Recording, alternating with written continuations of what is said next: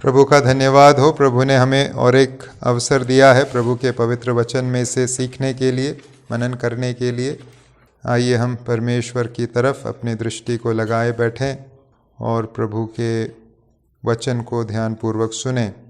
हम कई दिनों से रोमियो की पत्री का अध्ययन कर रहे हैं और रोमियो की पत्री में अब तक जो हमने बात बार बार जोर देकर सीखी है वो है कि परमेश्वर द्वारा नियुक्त जो उद्धार का मार्ग है वो है केवल यीशु मसीह पर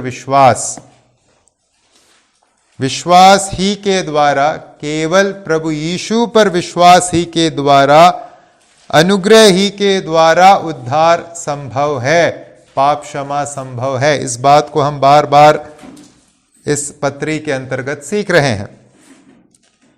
ये जो परमेश्वर द्वारा नियुक्त उद्धार का मार्ग है, जिसे हमने देखा कि इकलौता मार्ग है, यह सच्चाई परमेश्वर के विषय में एक बहुत महत्वपूर्ण बात प्रस्तुत करती है और वह बात यह है कि हमारा परमेश्वर पक्षपात नहीं दर्शाता। परमेश्वर के किसी भी तरीकों में पक्षपात को हम नहीं पाते।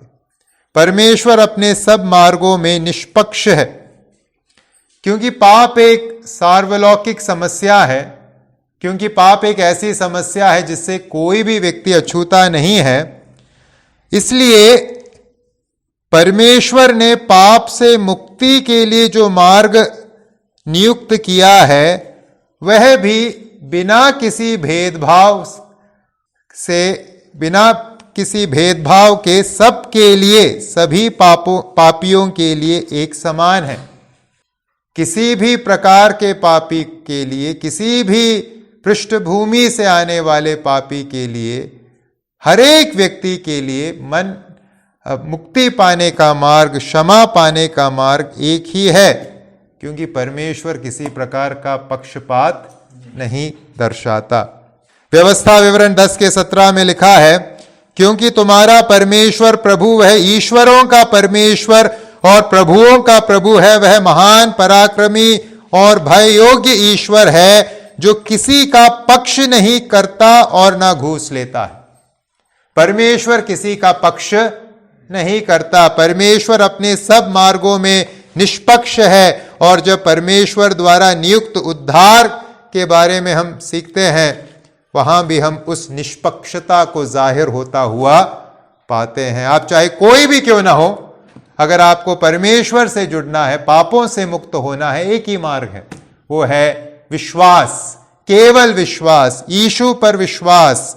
अनुग्रह के द्वारा विश्वास से ही उद्धार है और कोई मार्ग नहीं। इस बात को मन में रखते हुए आइए हम आज के भाग की तरफ आएंगे। तो इस इंट्रोडक्शन को, परिचय को मन में रखकर आइए हम आज के भाग को पढ़ें। हम पढ़ेंगे रोमियो की पत्री अध्याय नंबर 4 और हम 9 से लेकर 17 तक के आयतों को पढ़ेंगे। 9 से लेकर 17 रोमियो की पत्री, रोमियो की पत्री अध्याय नंबर 4 9 से 17। प्रभु इन वचनों के द्वारा हम सबसे बातें करें, प्रभु के नाम की महिमा हो। हमने जैसे गए बार देखा, इस अध्याय में पौलुस जो है, विश्वास ही से व्यक्ति उद्धार पाता है, परमेश्वर के सम्मुख स्वीकार योग्यता प्राप्त करता है। इस महत्वपूर्ण उपदेश को एक उदाहरण के द्वारा, इतिहास में से लिए गए उदाहरण के द्वारा स्थापित कर रहे हैं। तीसरे अध्याय में, रोमियो के तीसरे अध्याय में हमने इस उपदेश के अलग अलग पहलुओं को देखा। किस प्रकार से उद्धार जो है केवल विश्वास से है, केवल यीशु मसीह पर विश्वास से है, केवल अनुग्रह के द्वारा है।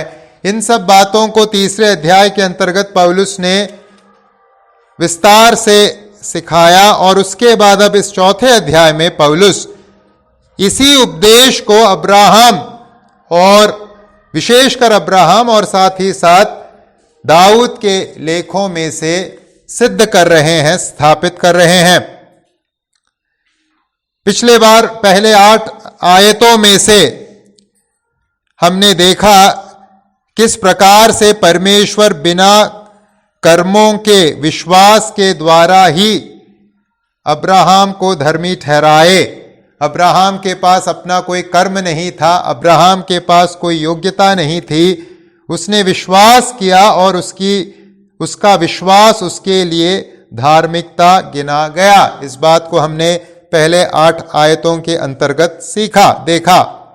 अब आज जो भाग हमारे सामने है उस भाग में पौलुस इसी विषय को आगे बढ़ाते हैं और अब पौलुस अब्राहम के जीवन में से इस बात को स्थापित कर रहे हैं कि कर्मों के माध्यम से तो उद्धार है ही नहीं। पहले 8 आयतों में हमने सीखा उस बात को अब्राहम के जीवन में से, पर अब इस भाग में पौलुस क्या स्थापित कर रहे हैं। पौलुस का जो बिंदु है, जो मुख्य उपदेश है या मुख्य बात है, उपदेश नहीं मुख्य बात जो है वो है, किसी भी प्रकार के धार्मिक अनुष्ठान भी अपने आप में असहाय हैं किसी व्यक्ति को बचाने के लिए, किसी व्यक्ति को उद्धार देने के लिए। तो 9 से 17 तक के आयतों में अगर एक मुख्य बात पौलुस हमें सिखा रहे हैं वो है धार्मिक अनुष्ठानों के द्वारा, धार्मिक रीतियों के द्वारा, धार्मिक नियम कानूनों के द्वारा उद्धार असंभव है, उद्धार नहीं मिल सकता।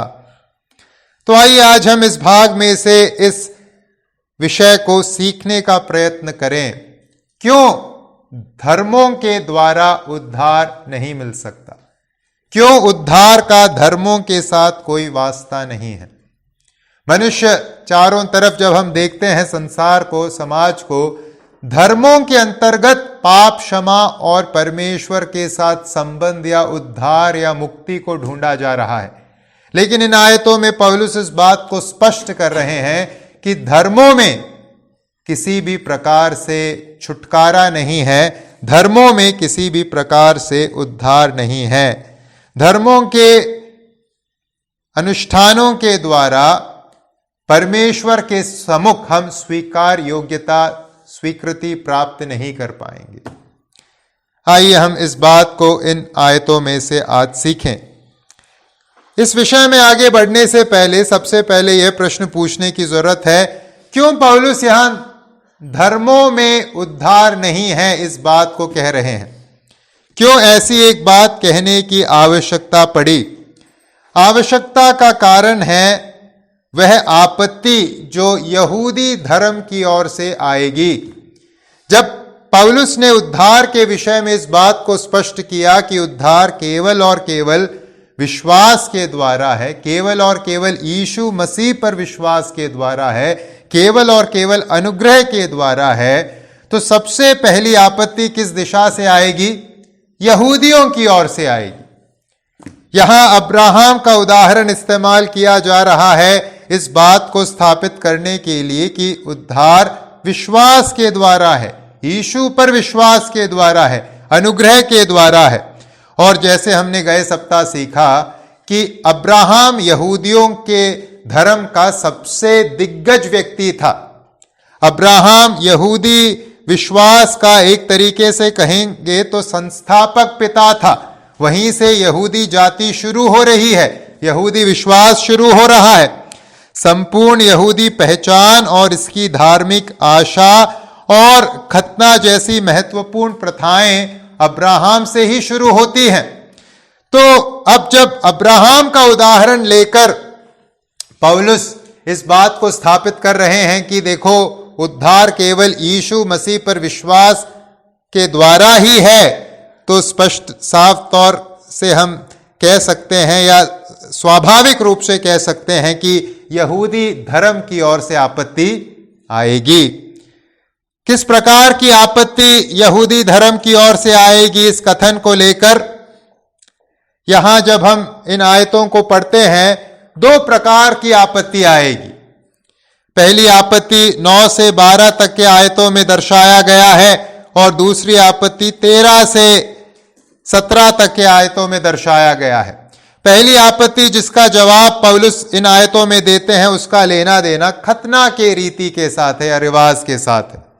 और दूसरी आपत्ति जिसका उत्तर पौलुस देते हैं 13 से 17 तक के आयतों में, उसका लेना देना यहूदियों के पास जो परमेश्वर का वचन आया उस वचन के साथ है।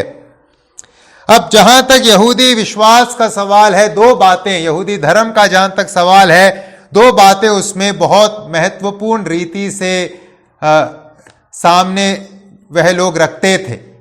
यहूदी धर्म के अंतर्गत खतना का जो रीति है या रिवाज है और उनकी जो व्यवस्था है, उनको जो वचन परमेश्वर से मिला, इन दो बातों पर उनका बहुत अधिक विश्वास था और बहुत गर्व से इन दो बातों पर वह भरोसा रखे हुए थे। अब इन्हीं दो बातों पर आधारित जो आपत्ति यहूदी धर्म की ओर से आ सकती है, उन बातों का उत्तर यहां पौलुस हमारे सम्मुख दे रहे हैं। जब हम धर्मों के बारे में सोचते हैं, केवल यहूदी धर्म में ही नहीं, हर एक धर्म में हम दो मुख्य पहलुओं को पाते हैं। जैसे यहूदी धर्म के बारे में यहां पौलुस लिखते हैं, यहूदी धर्म में कुछ धार्मिक अनुष्ठान थे, कुछ रीतियां थी जिनको वो मजबूती से थामे हुए थे, और उसके साथ साथ कुछ नियम और कानून थे जिसको वो रोजमर्रा के जीवन में पूरा करते थे। ये दो पहलू केवल यहूदी धर्म के साथ जुड़ा हुआ नहीं है। संसार में किसी भी धर्म को देखिए, किसी भी धर्म में, चाहे वर्तमान युग का धर्म हो या गए युग का धर्म हो, किसी भी धर्म में आप इन दो बातों को पाओगे। कुछ विशेष रीतियां होती हैं जिसको बहुत महत्व दिया जाता है, और उसके साथ साथ दैनिक जीवन के लिए कुछ तौर तरीके, कुछ नियम कानून होते हैं। हर धर्म में ये दो बातें सम्मिलित होती हैं, और यहूदी धर्म में भी ये दो बातें सम्मिलित थी। तो यहां पौलुस यहूदी धर्म के संदर्भ में क्या दिखा रहे हैं? यहां पौलुस यहूदी धर्म के संदर्भ में इस बात को स्थापित कर रहे हैं, देखो तुम्हारे पास रीतियां हैं जिसके बारे में तुम बहुत गर्व महसूस करते हो, तुम उसके साथ साथ नियम और कानून का पालन करने का दावा करते हो जिस पर तुमने अपने विश्वास को रखा है। ये दोनों अपने आप में काफी नहीं।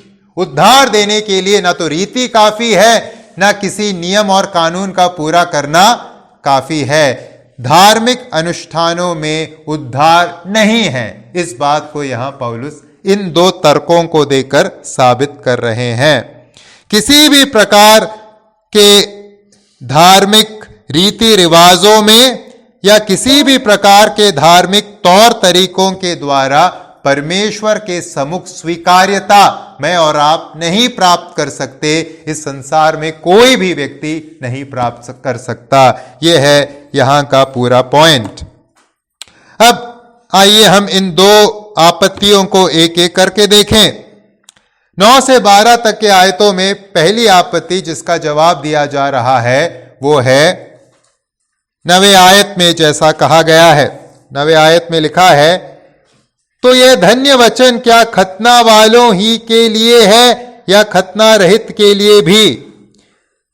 हम यह कहते हैं अब्राहम के लिए उसका विश्वास धार्मिकता गिना गया। तो यहां क्या आपत्ति प्रस्तुत की जा रही है? एक यहूदी व्यक्ति या यहूदी धर्म का शिष्य पौलुस से एक काल्पनिक रूप में पूछ रहा है कि ठीक है, एक सेकंड के लिए मान लेते हैं कि अब्राहम ने विश्वास किया और विश्वास के द्वारा उसने परमेश्वर के सामने स्वीकार्यता प्राप्त की, लेकिन यह भी तो सच है ना कि अब्राहम ने खतना ग्रहण किया था। यहूदी रीति, जो खतना की रीति है, वो अब्राहम ने भी उसका पालन किया था। तो इस प्रकार की आपत्ति पौलुस इस प्रकार की आपत्ति की कल्पना करते हुए यहां हमें उत्तर देते हैं। जहां तक यहूदियों का सवाल है, खतना जो है उनके लिए एक बहुत महत्वपूर्ण रिवाज हुआ करता था। एक ऐसा रिवाज जिसके आधार पर वो मानते थे कि परमेश्वर उन्हें ग्रहण कर लेता था। अगर कोई यहूदी खतना के रिवाज को पूरा नहीं करता था तो चाहे वो किसी भी परिवार का क्यों ना हो, कितने भी अच्छे परिवार का क्यों ना हो, उसे यहूदी अपने धर्म के भाग के रूप में नहीं लेते थे। यहूदी धर्म के अंतर्गत खतना कितना महत्वपूर्ण था एक रिवाज के रूप में, इस बात का अंदाजा हमें नए नियम को पढ़ने से मिलता है। जब प्राचीन कलीसिया में यहूदी धर्म से लोग प्रभु यीशु पर विश्वास करके आए तो उनको एक विषय को लेकर बहुत तकलीफ का सामना करना पड़ा। वो क्या विषय था? खतना या व्यवस्था में जो रिवाजों को बताया गया है, यहूदी व्यवस्था में जो रिवाजों को दिया गया है, उसको पूरा करने को लेकर प्राचीन कलीसिया में बहुत मतभेद थे। केवल विश्वास करना है और सब प्रथाओं को अब पूरी करने की जरूरत नहीं, यह बात मानना यहूदियों को बहुत मुश्किल था। केवल विश्वास से कैसे चलेगा, इसको भी तो करना होगा। इस प्रकार की एक मानसिकता प्राचीन कलीसिया में पहली सदी में यहूदियों के अंतर्गत, यहूदी धर्म से आए विश्वासियों के अंतर्गत हम पाते हैं। तो यहां पौलुस इस आपत्ति का उत्तर हमें दे रहे हैं। तो क्या है आपत्ति? जैसे हमने 9वें आयत में पढ़ा, आपत्ति यह है कि पौलुस तुम कहते हो केवल विश्वास से अब्राहम परमेश्वर के सामने स्वीकार योग्य ठहरा, लेकिन अब्राहम जब स्वीकार योग्य ठहरा, यह भी तो सही है कि उसने खतना के रिवाज को अपनाया हुआ था, पूरा किया हुआ था। जो यहूदी आपत्ति करता है वो किसी भी प्रकार से अब्राहम के परमेश्वर के सम्मुख स्वीकार्यता को उसके खतना के अवस्था के साथ जोड़ने की कोशिश करेगा। और इस बात का उत्तर या इस आपत्ति का उत्तर पौलुस हमें 10 से 12 तक के आयतों में देते हैं।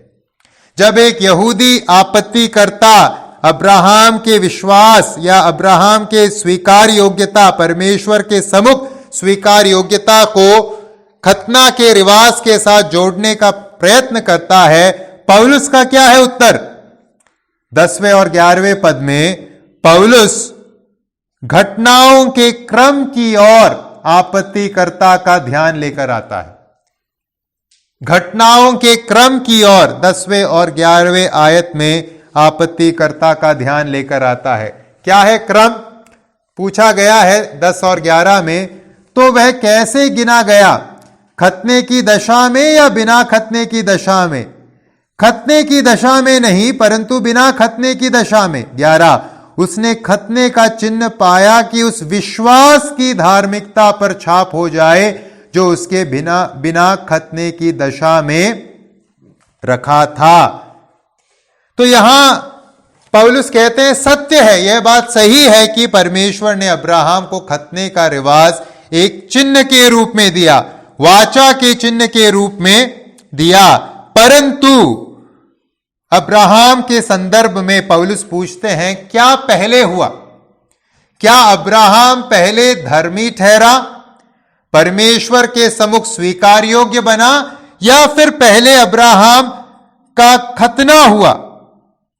10वें और 11वें पद को जब हम पढ़ते हैं क्या उत्तर पाते हैं? हम उत्तर पाते हैं जब खतने का चिन्ह अब्राहम ने पाया तो वो पहले ही से विश्वास के द्वारा धार्मिकता हासिल कर चुका था। पहले अब्राहम परमेश्वर के सम्मुख विश्वास के द्वारा धर्मी ठहरा, स्वीकार योग्य बना, उसके बाद उसको हम देखते हैं कि परमेश्वर ने खतने का चिन्ह प्रदान किया। जब हम पुराने नियम को पढ़ते हैं, उत्पत्ति के 15वें अध्याय में अब्राहम के धर्मी ठहराए जाने के विषय में पढ़ते हैं, लेकिन अब्राहम ने कब खतने को एक रिवाज के रूप में अपनाया, या परमेश्वर ने कब खतने को एक चिन्ह के रूप में अब्राहम को या यहूदियों को दिया, उस घटना को हम 17वें अध्याय में पढ़ते हैं। और 15वें अध्याय और 17वें अध्याय के घटनाओं में लगभग 14 वर्षों का फासला है।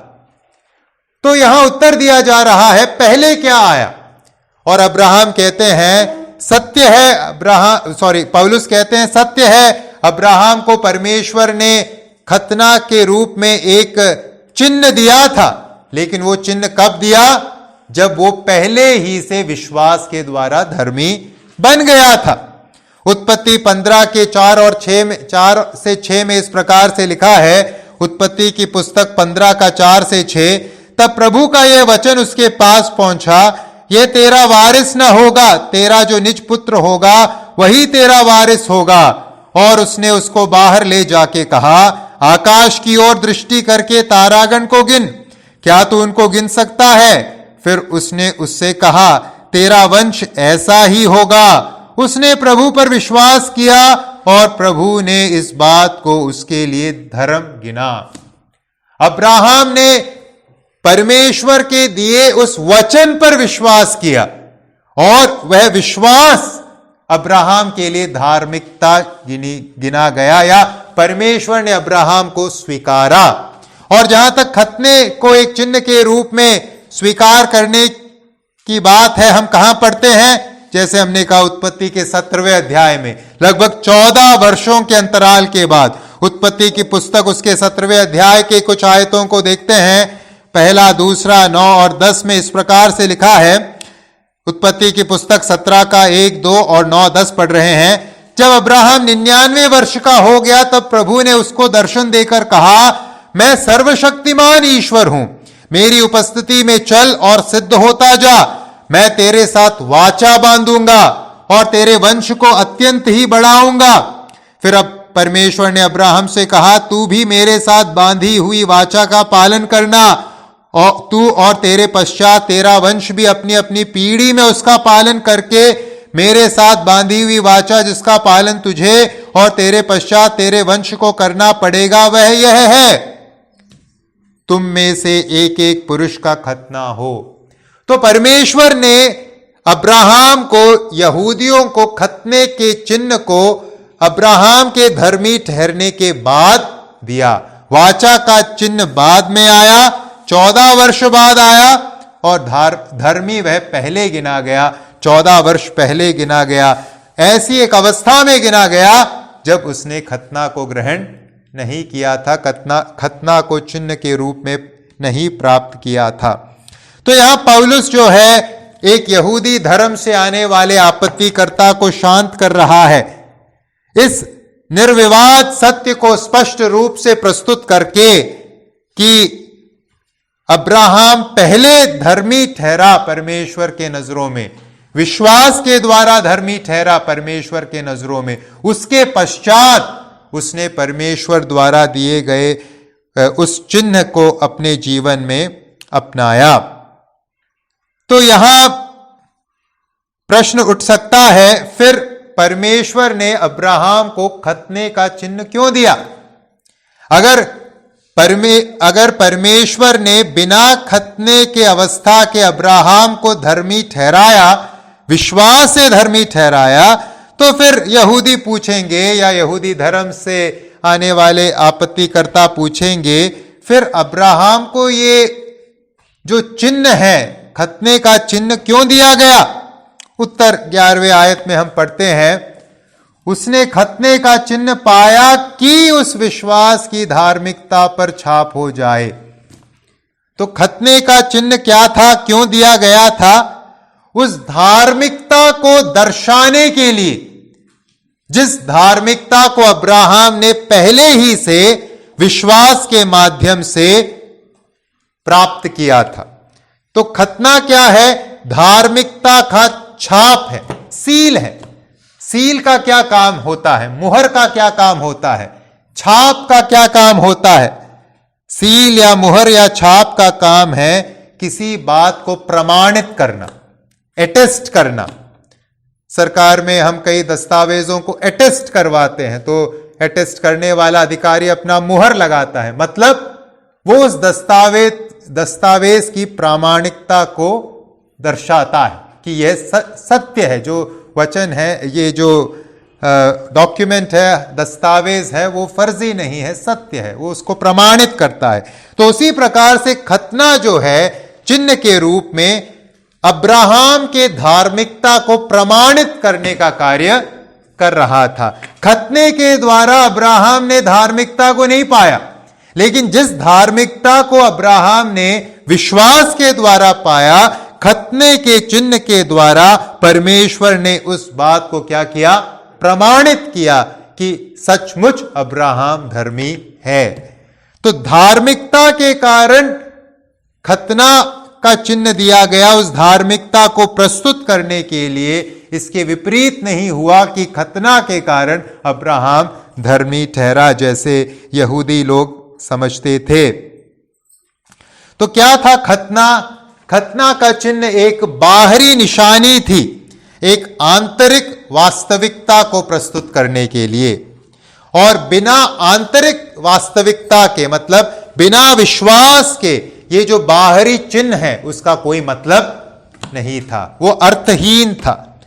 तो जहां तक पुराने नियम का सवाल है, पुरानी वाचा का सवाल है, जो खतना है बहुत महत्वपूर्ण कार्य था, क्योंकि परमेश्वर द्वारा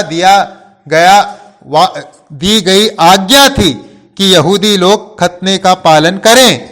लेकिन बिना विश्वास के इस खतने का अपने आप में कोई उपयोग नहीं, कोई उसका महत्व नहीं। देखिए, यहूदी धर्म की क्या थी समस्या? यहूदी धर्म की समस्या यह थी कि यहूदी धर्म केवल बाहरी चिन्ह को पकड़े हुए था। उसने आंतरिक जो सत्य है या जो आंतरिक जो वास्तविकता है उसको त्याग दिया, उसको वह भूल गया और केवल बाहरी चिन्ह को उसने थामे रखा और बाहरी चिन्ह पर गौरव करने लगा। उसने केवल इस बात को देखा, देखो हमारा मूल पिता अब्राहम, उसने खतना कराया था, लेकिन वो इस बात को नहीं देख पाए कि अब्राहम विश्वास करने वाला व्यक्ति था और उस विश्वास को बाहर प्रस्तुत करने के लिए उसने परमेश्वर के कहे अनुसार खतने के रीति का पालन किया।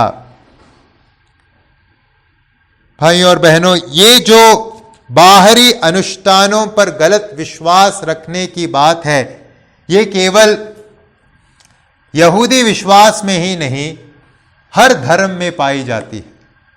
जैसे हमारा मुख्य बिंदु क्या है? धर्मों में उद्धार नहीं। क्यों? धर्मों में बाहरी अनुष्ठान जरूर है, लेकिन वो खोखले अंदाज में किया जा रहा है। बाहर से सब कुछ किया जा रहा है, लेकिन उसके पीछे कोई वास्तविकता नहीं। उदाहरण के लिए, और किसी धर्म में जाने की बात जरूरत नहीं है, ईसाई धर्म को देखिए। ईसाई धर्म में भी हम ऐसे एक प्रथा को पाते हैं और उसका नाम है बपतिस्मा। बपतिस्मा अपने आप में परमेश्वर द्वारा दिया गया बहुत महत्वपूर्ण आज्ञा है, जिसका पालन हर एक सही विश्वासी करेगा, जरूर करेगा। लेकिन ईसाई धर्म में हम क्या पाते हैं? ईसाई धर्म के कई विभागों में यह सिखाया जाता है कि बपतिस्मा के द्वारा उद्धार पाया जाता है। बपतिस्मा के द्वारा परमेश्वर एक व्यक्ति को स्वीकार करता है। लेकिन जब हम वचन पढ़ते हैं, वचन में क्या पाते हैं? बपतिस्मा अपने आप में एक वास्तविकता नहीं है। बपतिस्मा उस अंदर के हृदय के वास्तविकता या विश्वास को बाहर दर्शाने वाला माध्यम है। जिस व्यक्ति ने सचमुच विश्वास करके उद्धार पाया है, वह व्यक्ति उस विश्वास को बपतिस्मा या जल संस्कार के माध्यम से क्या करता है? प्रस्तुत करता है। इसका मतलब यह नहीं कि बपतिस्मा महत्वपूर्ण नहीं है। हर एक उद्धार पाया व्यक्ति, विश्वास करने वाला व्यक्ति उस नियम का पालन 100% करेगा और अपने विश्वास को प्रमाणित करेगा। लेकिन जब बिना विश्वास के कोई केवल एक अनुष्ठान का पालन करके जल में उतरकर बपतिस्मा का दावा करके वह उद्धार प्राप्त करने के आश्वासन को पाने की कोशिश करेगा, तो यह संभव नहीं है। इसीलिए आप ईसाई धर्म में जाकर पूछे लोगों से, क्या आप स्वर्ग जाओगे? क्या आपने उद्धार पाया है? उनके पास क्या उत्तर होगा? उनके पास उत्तर होगा, हमें नहीं मालूम। उन्होंने धार्मिक अनुष्ठान को पूरा किया, बपतिस्मा अपने रीति से पूरा किया लिया, लेकिन उन्हें भरोसा नहीं। क्यों? क्योंकि आंतरिक वास्तविकता विश्वास रूपी आंतरिक वास्तविकता उनके जीवन में नहीं पाई जाती।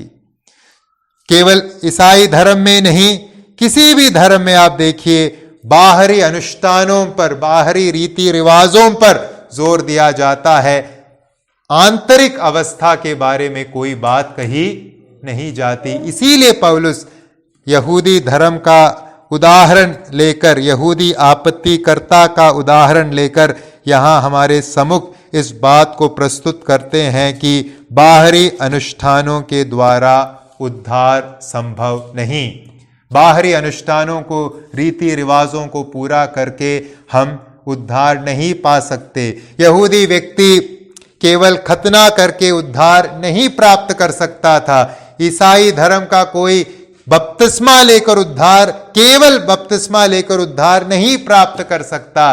किसी भी धर्म के, किसी भी धार्मिक अनुष्ठानों को करके उद्धार पाया नहीं जा सकता।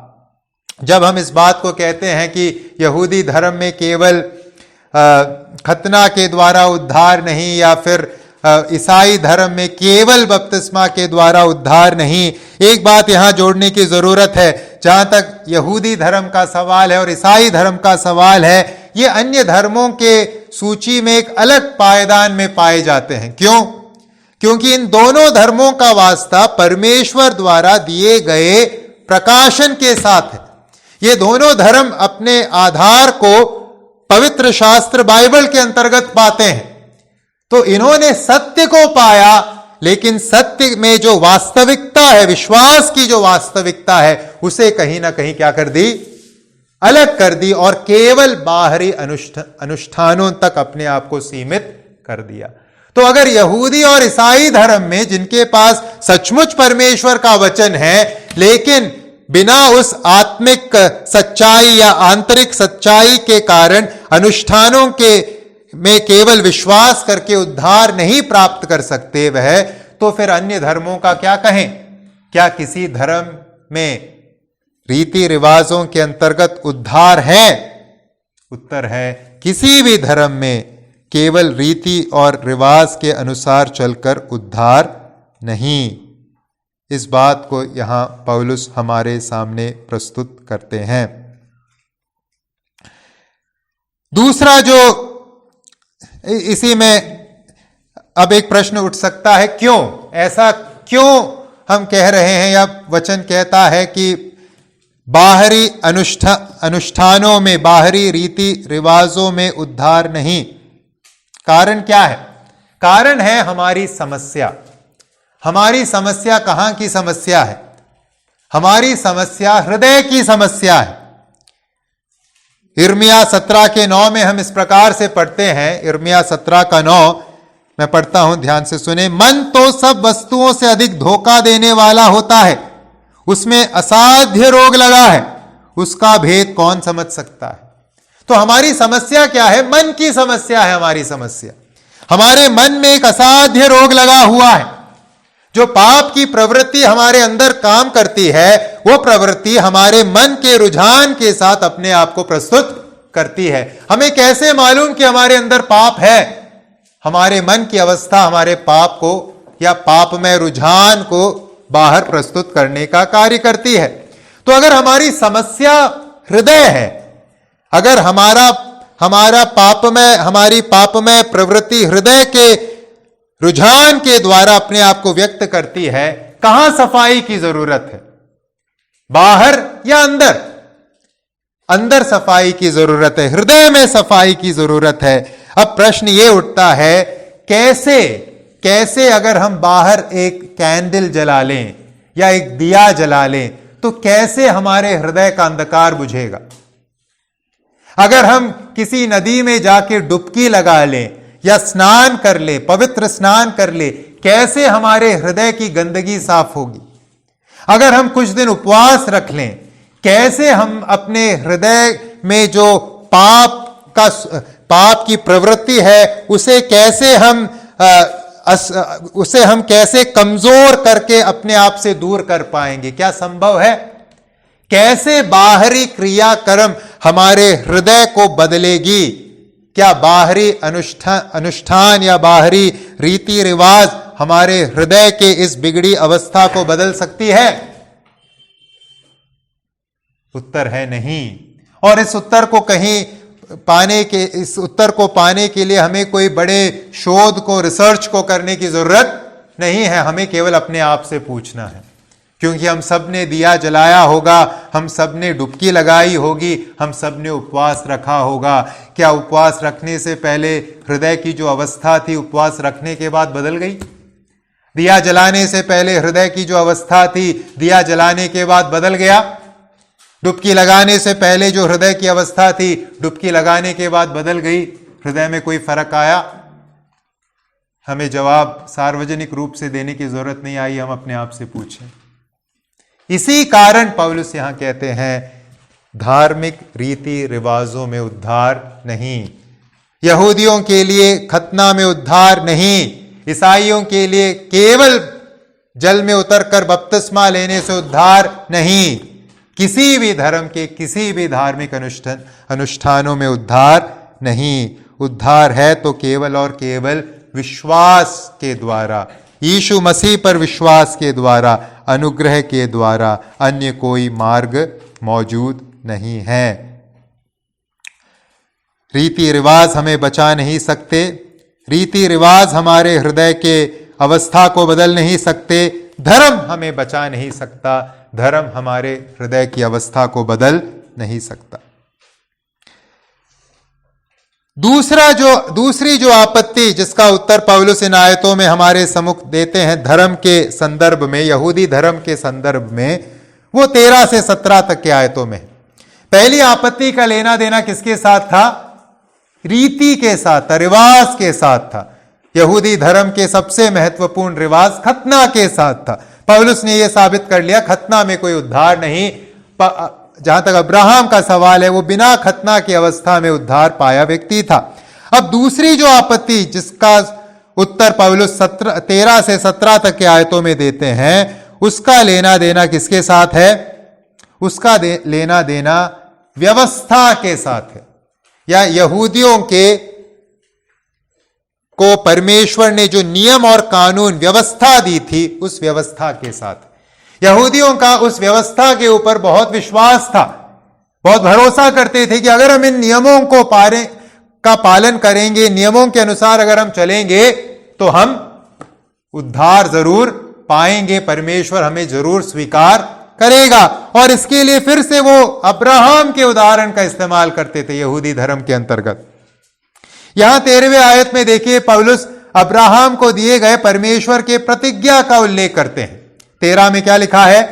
क्योंकि यह प्रतिज्ञा की वह जगत का वारिस होगा, न अब्राहम को न उसके वंश को व्यवस्था के द्वारा दी गई थी। क्यों पौलुस यहां इस बात को कहते हैं कि अब्राहम को जो प्रतिज्ञा मिली, इस प्रतिज्ञा को हम उत्पत्ति के 12वें अध्याय के 2 और 3 आयत में पढ़ते हैं। क्या प्रतिज्ञा परमेश्वर ने अब्राहम को दी? उत्पत्ति की पुस्तक 12वां अध्याय 2 और 3, वहां देखिए परमेश्वर ने अब्राहम से क्या कहा?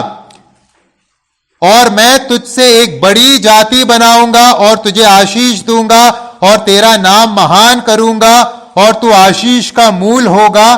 तू जो तुझे आशीर्वाद दे उन्हें मैं आशीष दूंगा और जो तुझे कोसे उसे मैं शाप दूंगा और भूमंडल के सारे कुल तेरे द्वारा आशीष पाएंगे।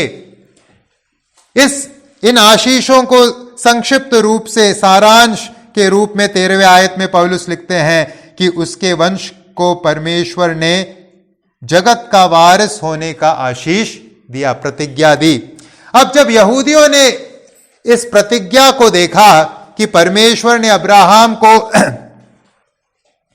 प्रतिज्ञा दी कि वह जगत का वारिस होगा, यहूदियों ने क्या निष्कर्ष निकाला?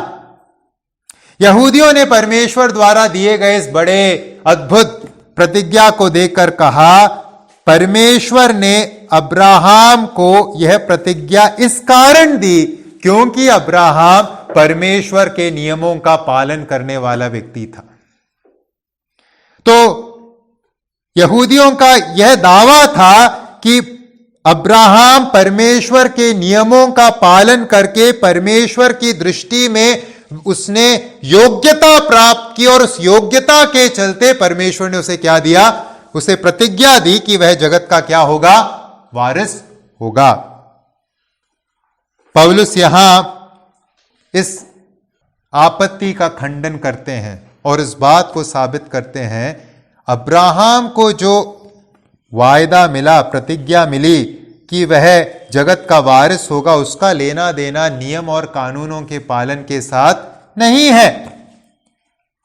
यहां लिखा है, जैसे 13 में उसने कहा, ना अब्राहम को ना उसके वंश को व्यवस्था के द्वारा दी गई थी। व्यवस्था के द्वारा, नियम कानूनों के द्वारा परमेश्वर ने अब्राहम और उसके वंश को प्रतिज्ञा नहीं दी। फिर प्रश्न है, क्यों परमेश्वर ने प्रतिज्ञा दी? अगर नियम और कानून के पालन के चलते नहीं दी, फिर क्यों दी? उसका उत्तर 13 के आखिरी भाग में दिया है। क्यों दी? क्यों परमेश्वर ने अब्राहम और उसके वंश को प्रतिज्ञा दी? विश्वास की धार्मिकता के द्वारा मिली। उत्तर है विश्वास। अब्राहम ने विश्वास किया और उसके द्वारा उसने धार्मिकता को प्राप्त किया और परमेश्वर के आगे आशीषों को प्राप्त किया, जिसमें इन प्रतिज्ञाओं को भी हम पाते हैं। इसी बात को आगे 16 और 17 आयत में भी पौलुस विस्तार से वर्णन कर रहे हैं। लेकिन मैं आपका ध्यान मुख्यतः दूसरे पहलू के तरफ ले जाना चाहता हूं कि ये जो नियम और कानून व्यवस्था के अंतर्गत मिले, उसको पूरा करके क्यों परमेश्वर की प्रतिज्ञा या परमेश्वर के आशीष को हम नहीं प्राप्त कर सकते, या अब्राहम ने क्यों नहीं प्राप्त किया नियम और कानून के आधार पर परमेश्वर की प्रतिज्ञाएं? क्या है कारण? 14 और 15वें आयत में हम 14वें और 15वें आयत में हम उसका उत्तर पाते हैं। क्या है उत्तर? पौलुस लिखते हैं, क्योंकि यदि व्यवस्था वाले वारिस हैं, यानी व्यवस्था या नियम कानून का पालन करके अगर प्रतिज्ञा मिलती, तो विश्वास व्यर्थ और प्रतिज्ञा निष्फल ठहरी। व्यवस्था तो क्रोध उपजाती है, और जहां व्यवस्था नहीं वहां उसका उल्लंघन भी नहीं। तो यहां पौलुस क्या उत्तर दे रहे हैं? क्यों नियम और कानून का पालन करके प्रतिज्ञा के आशीष को प्राप्त नहीं किया जा सकता? परमेश्वर से वायदा या आशीष का वायदा प्राप्त नहीं किया जा सकता। क्या है कारण? कारण है नियमों को, व्यवस्था को जो परमेश्वर ने यहूदियों को दिया, कभी भी इस उद्देश्य से नहीं दिया कि नियमों के अनुसार वह चलेंगे और उसके द्वारा परमेश्वर के आशीषों को कमाएंगे। इस उद्देश्य से परमेश्वर ने नियमों और कानूनों को नहीं दिया। देखिए, जैसे हम पहले ही सीख चुके हैं, व्यवस्था से क्या है तात्पर्य, नियमों और कानूनों से क्या है तात्पर्य? व्यवस्था से तात्पर्य है एक लंबी सूची, क्या क्या करना है, क्या क्या नहीं करना, उसकी सूची। क्या करना है उसकी एक लंबी सूची, क्या नहीं करना उसकी एक लंबी सूची। व्यवस्था और नियमों का वास्ता किसके साथ है? व्यवहार के साथ है, चाल चलन के साथ है, चरित्र के साथ है। और क्योंकि कोई भी मनुष्य व्यवस्था द्वारा दिए गए नियमों और कानूनों को पूर्णतः उसका पालन नहीं कर सकता, इसलिए कोई भी व्यक्ति व्यवस्था के द्वारा उसका पालन करके परमेश्वर की प्रतिज्ञा प्राप्त करने की योग्यता हासिल नहीं कर सकता। परमेश्वर द्वारा दिए गए नियम और कानूनों को पूर्ण रीति से पूरा करना छोड़ दीजिए, हम अपने जीवन में देख लें। अगर हम एक दिन कुछ फैसला करते हैं कि हम इस प्रकार से आज काम करेंगे, क्या होता है? हम एक दिन के लिए गए फैसले का पालन नहीं कर पाते, तो परमेश्वर के द्वारा दिए गए सभी नियमों का, कानूनों का पालन हम करके परमेश्वर के आशीषों को योग्य बनकर कैसे प्राप्त करेंगे? सवाल ही पैदा नहीं होता। हम परमेश्वर के आशीषों को कमा नहीं सकते, योग्यता के आधार पर कमा नहीं सकते, क्योंकि हम में से कोई भी परमेश्वर की व्यवस्था को पूर्णतः संपूर्ण रीति में पालन नहीं कर सकता। तो अगर हम परमेश्वर के व्यवस्था, नियमों और कानूनों का जो पुराने नियम के अंतर्गत दिया गया था, उसका पूर्णतः पालन नहीं कर सकते, तो फिर हमें क्या मिलेगा? योग्यता तो हासिल नहीं होगी, लेकिन क्या मिलेगा? दंड मिलेगा, क्योंकि हम किसके नियम को तोड़ रहे हैं? परमेश्वर के नियम को तोड़ रहे हैं। जब हम परमेश्वर के नियम और कानूनों के पालन करने के संदर्भ में एक भी बात पे चूक जाते हैं, तो हम किसके नियम को चूक रहे हैं? परमेश्वर के नियम को चूक रहे हैं। और जब हम परमेश्वर के आज्ञाओं का उल्लंघन करेंगे तो प्रतिफल या आशीष नहीं, परंतु क्या मिलेगा? दंड मिलेगा, परमेश्वर का क्रोध मिलेगा। इस संसार के या सरकार के कानूनों का पालन नहीं करेंगे, एक में भी छूट हो जाए और पकड़े जाएं तो दंड मिलता है। तो परमेश्वर के कानूनों को अगर चूक गए तो कैसे हम दंड से बचेंगे? तो यहां पौलुस क्या कह रहे हैं? पौलुस यह कह रहे हैं, व्यवस्था को, नियमों को, कानूनों को जो पुराने नियम के अंतर्गत दिया गया, कभी भी इस उद्देश्य से नहीं दिया गया कि मनुष्य उसका पालन करके परमेश्वर के सम्मुख योग्य बन जाए, परंतु व्यवस्था को इसलिए दिया गया क्योंकि हम क्या कर सकें? अपनी अयोग्यता को जान सके, इस बात को समझ सके कि मुझसे ये नहीं बनेगा, मैं परमेश्वर के सब मांग को स्वयं पूरा नहीं कर सकता, ऐसा पूरा करने की क्षमता मुझ में नहीं है। इसी बात को तीसरे अध्याय के 20वें रोमियो 3 के 20 में पौलुस ने व्यक्त की थी, अगर आपको याद है, रोमियो 3 का 20, क्योंकि व्यवस्था के कामों से कोई प्राणी उसके सामने धर्मी नहीं ठहरेगा, इसलिए कि व्यवस्था के द्वारा पाप की पहचान होती है। जब हम परमेश्वर के नियमों और कानूनों का पालन करते हैं, हमें अपनी योग्यता का एहसास नहीं होता। फिर किस बात का एहसास होता है? हमें इस बात का एहसास होता है कि हम कितने पानी में हैं, हम कितने अयोग्य हैं। चाह कर भी, हृदय बनाकर भी, फैसला करके भी हम कुछ बातों को नहीं कर पाते, हमारे अंदर वो क्षमता नहीं है। तो इस दूसरी आपत्ति का उत्तर, यहूदियों ने जो गर्व रखा था, गर्व किया था अपने व्यवस्था को लेकर, उस व्यवस्था को लेकर यहूदियों के गर्व को अब्राहम ने व्यवस्था का पालन करके प्रतिज्ञा प्राप्त की थी, इस झूठे दावे को पौलुस यहां नष्ट कर रहे हैं, ध्वस्त कर रहे हैं, इस बात को प्रस्तुत करते हुए कि यहूदी व्यवस्था को परमेश्वर ने मनुष्य के पाप को उजागर करने के लिए दिया था, ना कि उसे आशीष देने के लिए, उसे योग्य ठहराने के लिए।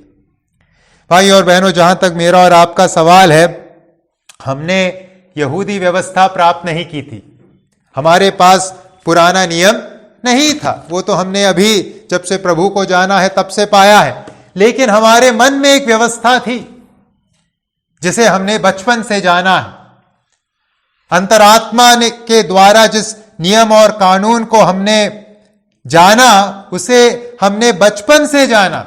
चोरी करना पाप है, झूठ बोलना पाप है, ये सब हमें किसने सिखाया? हमें किसी ने नहीं सिखाया, हमें ये पहले से मालूम था। ये सब हमारे मन के पटिया पर लिखी गई परमेश्वर की व्यवस्था है, लेकिन क्या हम इसका पालन कर पाए अब तक? क्या हम 100% इन नियमों का पालन कर पाए अब तक? क्या पाते हैं हम अपने जीवन में? क्या है हमारी गवाही? नियम मालूम होने के बावजूद हम बार बार क्या हुए?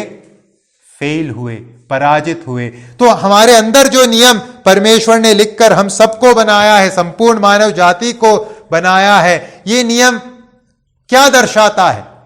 हमारी अयोग्यता को दर्शाता है कि नियम और कानूनों का पालन करके, नियम और कानूनों को पूरा करके हम परमेश्वर के सामने योग्य नहीं ठहर सकते। हम अपनी अयोग्यता को समझेंगे, योग्यता को समझने वाले नहीं है, क्योंकि हम में से कोई योग्य नहीं। दूसरी एक बात यहां ध्यान देने की है, जब यहूदियों ने इस बात को कहा कि अब्राहम ने परमेश्वर की व्यवस्था का पालन करके अपने आप को योग्य बनाया और परमेश्वर की प्रतिज्ञाओं को पाया, इस कथन में जो मूर्खता है वो इस बात को लेकर है कि अब्राहम और व्यवस्था के दिए जाने के बीच एक लंबे समय का अंतर है। व्यवस्था को किसके द्वारा दिया गया? मूसा के द्वारा दिया गया। कौन पहले आया? अब्राहम पहले आया या मूसा पहले आया? अब्राहम पहले आया। और अब्राहम और मूसा के जमाने के बीच या व्यवस्था के आने और अब्राहम के मध्य कितने सालों का फर्क था? लगभग 400 साढ़े 400 सालों का, 430 वर्षों का फासला था। तो जब यहूदी इस बात का दावा कर रहे थे कि हमारा पिता अब्राहम व्यवस्था का पालन करके योग्य बना और उसने परमेश्वर से प्रतिज्ञा पाया कि वह जगत का वारिस होगा, वह एक मूर्खता की बात कर रहे थे, क्योंकि अब्राहम के जमाने में व्यवस्था दिया ही नहीं गया था। वो तो 400 साल बाद, 450 साल बाद दिया गया था। इसलिए अब्राहम के प्रतिज्ञा प्राप्त करने और व्यवस्था के बीच किसी प्रकार का कोई संबंध नहीं है। अब्राहम धर्मी ठहरा केवल और केवल विश्वास के द्वारा, बिना व्यवस्था के, केवल और केवल यीशु मसीह पर विश्वास के द्वारा, केवल और केवल अनुग्रह के द्वारा वह धर्मी ठहरा। उसकी ओर से उसके धार्मिकता के लिए किसी प्रकार का कोई योगदान नहीं दिया गया। वो पूर्णतः परमेश्वर की ओर से किया गया कार्य है। भाई और बहनों, आइए हम इस सच्चाई को अपने हृदय में भी दृढ़ता से स्थापित करके रखें। आइए हम इस बात को समझें कि हम किसी भी प्रकार के नियमों और कानूनों का पालन करके परमेश्वर के सम्मुख धर्मी नहीं ठहर सकते। हम किसी भी प्रकार के नियमों और कानूनों का पालन करके परमेश्वर के सामने अपने योग्यता को दर्शा नहीं सकते, क्योंकि नियमों और कानूनों का पालन करने का अर्थ है हम अपने प्रयत्नों पर अपना भरोसा रखें। और हमें मालूम है हमारे प्रयत्न कैसे हैं। हमारे प्रयत्न प्रभावशाली नहीं है। हमारे प्रयत्न प्रभावशाली नहीं है। हमें बचाने के लिए हमारे प्रयत्नों के पास क्षमता नहीं है। जब हम अपने प्रयत्नों के द्वारा आपस में संबंध को नहीं सुधार पाते, तो हम कैसे अपने प्रयत्नों के द्वारा परमेश्वर के साथ अपने संबंध को सुधारेंगे? जब मनुष्य के स्तर पर अपने कोशिश के बलबूते पर हम संबंध नहीं सुधार पाते और कहते हैं ये मुझसे नहीं होगा, मैंने लाख कोशिश कर ली, तो फिर परमेश्वर के साथ हम अपने संबंध को अपने बलबूते पर, अपने प्रयत्नों के द्वारा, अपने कोशिश के द्वारा कैसे सुधार सकते हैं? कितने बड़े गलतफहमी के शिकार हैं मैं और आप, ये पूरा संसार। तो आइए हम अपने प्रयत्नों पर भरोसा रखना छोड़ें। धर्मों द्वारा दिए गए नियमों पर अपने भरोसे को रखना छोड़ें। उसका पालन हम करके उद्धार नहीं पा सकते। और परमेश्वर ने जो मन की व्यवस्था, सच्ची व्यवस्था, सच्चे नियम हमें दिए हैं, उसका पालन हम पूर्णतः नहीं कर सकते। मानवीय प्रयत्नों में उद्धार नहीं, नियमों और कानूनों को पूरा करके उद्धार नहीं, क्योंकि मैं और आप उसके लिए योग्य नहीं हैं। हमारे पास वो क्षमता नहीं। तो हम किस निष्कर्ष पर पहुंचे? हम इस निष्कर्ष पर पहुंचते हैं कि धर्मों के अंतर्गत दो मुख्य जो बातें हैं, पहली बात रिवाज, रीतियां, और दूसरी बात नियम और कानून, दोनों के द्वारा उद्धार नहीं। रीतियों में उद्धार नहीं, रिवाजों में उद्धार नहीं, और नियमों और कानूनों के पालन करके भी उद्धार नहीं। ये दोनों अपने आप में असक्षम हैं मुझे और आपको उस उद्धार को देने के लिए जो मेरी और आपकी जरूरत है। तो अगर हम आज भी किसी भी प्रकार से रिवाजों पर अपने भरोसे को रखे हुए हैं, रीतियों पर अपने भरोसे को रखे हुए हैं, किसी भी धर्म के नियमों और कानूनों पर अपने भरोसे को रखे हुए हैं, तो आइए आज उस भरोसे को छोड़ें और केवल यीशु मसीह पर अपने भरोसे को रखें। यीशु मसीह पर विश्वास के द्वारा ही उद्धार है, क्योंकि केवल यीशु मसीह ने हमारे उद्धार के लिए, हमारे पापों से छुटकारे के लिए जो कीमत है वो चुकाने का कार्य किया। हमारे हृदय में मौजूद उस पाप में गंदगी को हमसे दूर करने के लिए केवल यीशु मसीह ने कार्य किया, और वो कार्य है अपना लहू। प्रभु यीशु मसीह ने अपना लहू इसलिए बहाया ताकि हम उनके लहू के द्वारा धोए जाएं, शुद्ध किए जाएं। इसलिए हर एक व्यक्ति जो इस बात पर विश्वास करता है कि हाँ प्रभु यीशु आप मेरे पापों के लिए संसार में आए और मैं जो असहाय था अपने आप को बचाने के लिए, मेरे लिए आप क्रूस पर मारे गए, गाड़े गए और तीसरे दिन जी उठे, हर एक ऐसा विश्वास करने वाला व्यक्ति प्रभु के अनुग्रह में क्या पाएगा? उद्धार पाएगा। और आज जब हम यीशु मसीह पर विश्वास करने का दावा करते हैं, आइए हम इस चेतावनी को भी अपने जीवन में रखे रहें।